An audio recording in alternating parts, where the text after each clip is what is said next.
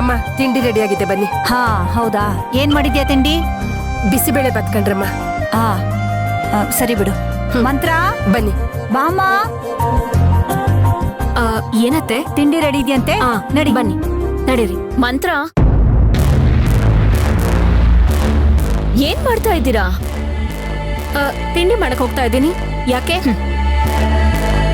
ಭೂಮಿ ಮೇಲೆ ಇರೋದಕ್ಕೆ ಇಷ್ಟ ಇದೆಯಲ್ವಾ ನಿಮ್ಗೆ?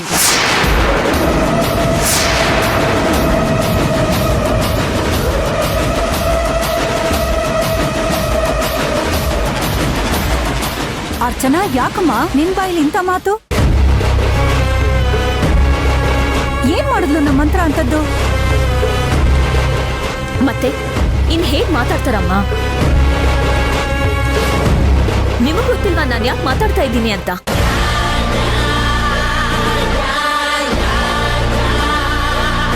ನೀವು ಪ್ರಶ್ನೆ ಕೇಳ್ತಿರಲ್ಲಮ್ಮ.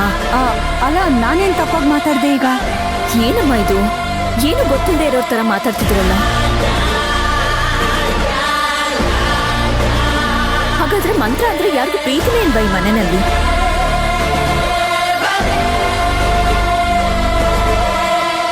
ಡಾಕ್ಟರ್ ಹೇಳಿದ್ ಮರ್ತೋಯ್ತಾ ಎಲ್ಲರಿಗೂ?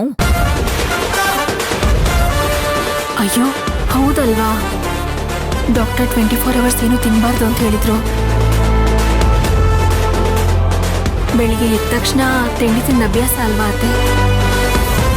ತಿಂಡಿ ಕರೆದ ತಕ್ಷಣ ಹೋಗ್ಬೇಕು ಅಂತ ಅನ್ನಿಸ್ತು.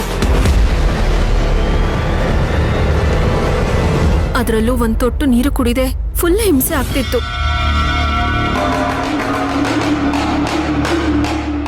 ನೀವೆಲ್ಲ ಹೋಗಿ ತಿಂಡಿ ತಿನ್ನಿ. ಸದ್ಯ ಈಗ್ಲಾದ್ರೂ ನೆನ್ಪಾಯ್ತಲ್ಲ ಮಂತ್ರ. ಮಂತ್ರ ಅವರೇ, ನೀವ್ ತುಂಬಾ ಅಪರೂಪ.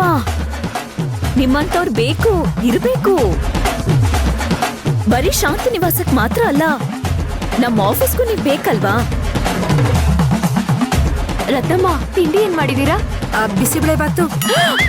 ಬಿಸಿಬೇಳೆ ಬಾತಾ? ಓ ನನ್ ಫೇವ್ರೇಟ್.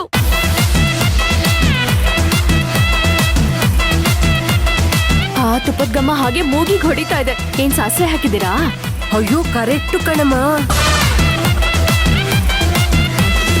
ಏನೋ ಹದ್ವಾಗಿ ಹುಡ್ದಿರೋ ತರ ಕಾಣಿಸ್ತಾ ಇದೆ. ಅಯ್ಯೋ ಎಷ್ಟು ಕರೆಕ್ಟ್ ಆಗಿ ಹೇಳ್ತಾ ಇದ್ದೀರಮ್ಮ.